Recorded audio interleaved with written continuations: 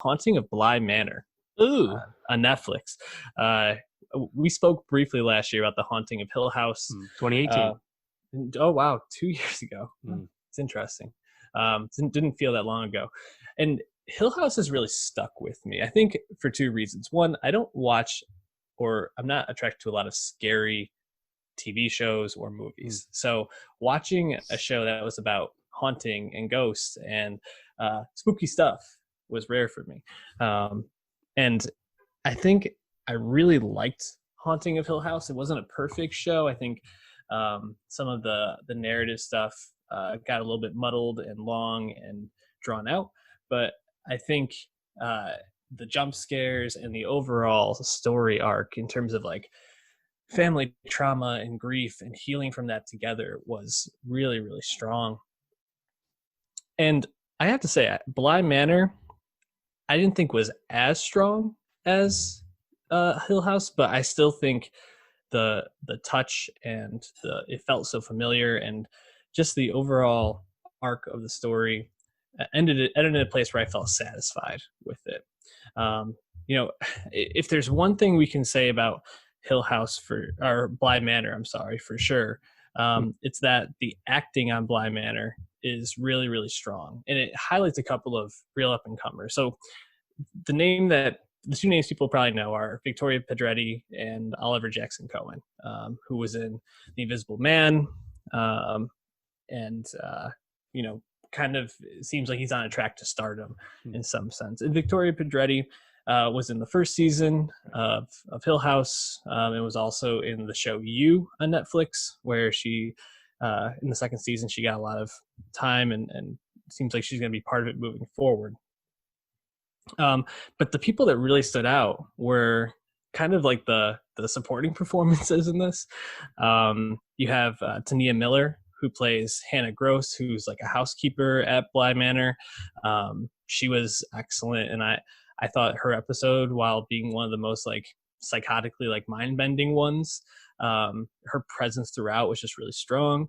And then you have Rahul Kohli, who plays Owen. He's the cook. He was excellent in this, had this awesome huge mustache, and It's was a nice just look like, for him. He's yes, been, well known on social media for a while.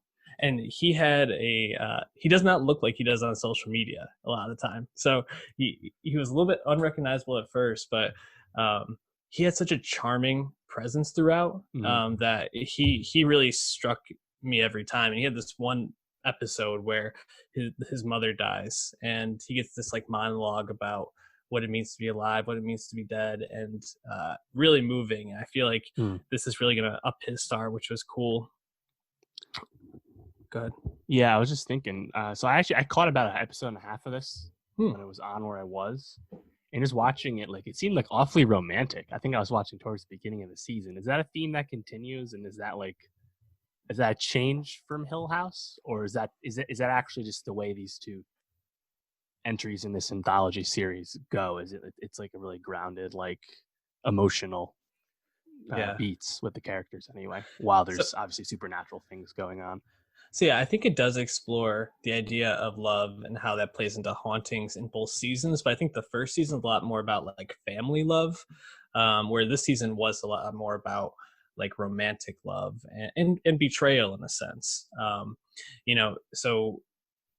There's a ghost that's haunting the main character Danny from the get-go. Even in the first scene, you see this ghost, right? And it has these big bright red eyes or orange yellow eyes, and anytime she looks in the mirror, she sees it. And you come to find out, spoiler alert if you haven't watched the show, it's her ex-fiance, or I guess deceased fiance, who died getting out of a car because he had a fight with Danny when they were breaking up, and she carries that guilt around with her.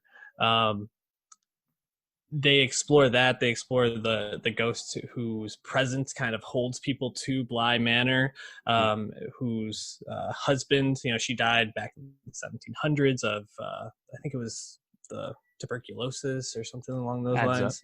Yeah. So her husband ends up actually getting with her sister afterwards. So she felt not only family betrayal, but partner betrayal in all this. And that's kind of like a theme throughout. And like, how you build relationships, how you find love, how you cherish the time that you have is a running theme throughout this story, and throughout Hill House as well. I think the pacing is still a problem with this show. The last like 3 episodes for me of Bly Manor felt like they could have been condensed into maybe an episode and a half, or maybe even 1 episode if told right. And you know that there's this like woman, this scary woman ghost who walks around and kills people. You see them kill Oliver Jackson-Cohen's character earlier in the season just by choking him out. And then she drags the bodies into the lake, and that's kind of like the thing.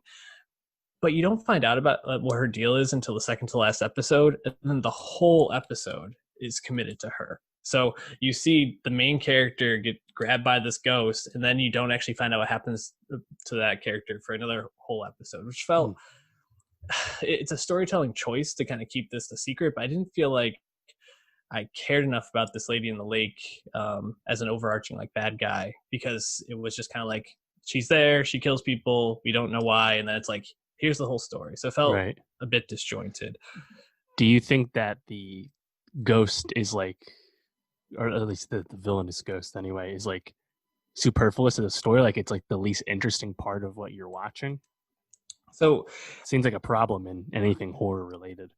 Yeah. So I think like if you think about it as like a video game, this is like the big bad. This is Ganondorf, right? But the ghosts that you actually end up being more afraid of are Oliver Jackson-Cohen's Peter Quint and Tahira Sharif's Rebecca Jessel, who end up falling in love but are killed.